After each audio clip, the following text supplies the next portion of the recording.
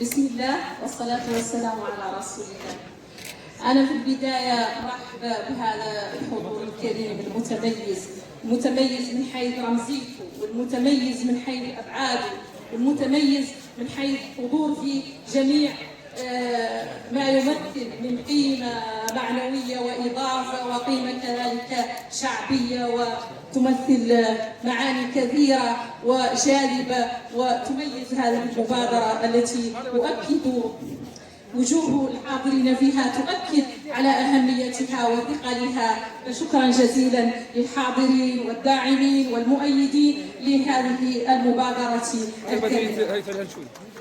بداية باسم رئيس حزب الإنصاف أنا أرحب بكم جميعا، أرحب برئيس المبادرة السيد محمد علي لحم الناجم القدادية، أشكره على هذه المبادرة، وأشكر كذلك ممثلين الحزب الحاضرين من رئيس القسم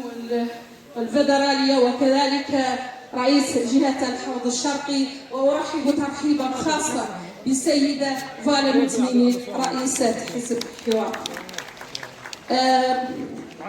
ما كنت قاعد عبرت تبارك الله عمل تمثل هذه المبادرة من رمزية ومن ثقل ومن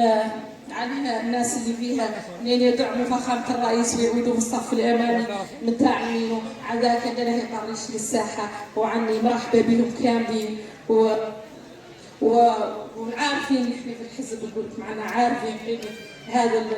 الناس اللي هم كاملة وتمثل من معاني سامية وعظيمة.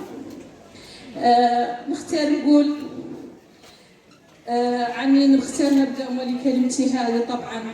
بالترحم على الشهداء في غزة وفي فلسطين الجريحة، وعنا لا نعيد معاكم كيف ما بدأتوا هذه المبادرة ترحم عليهم وقراءة الفاتحة على أرواحهم، ونعلم دعمنا ووقوفنا معهم وتجديدنا بهذه العبادة الجماعية اللي تعرض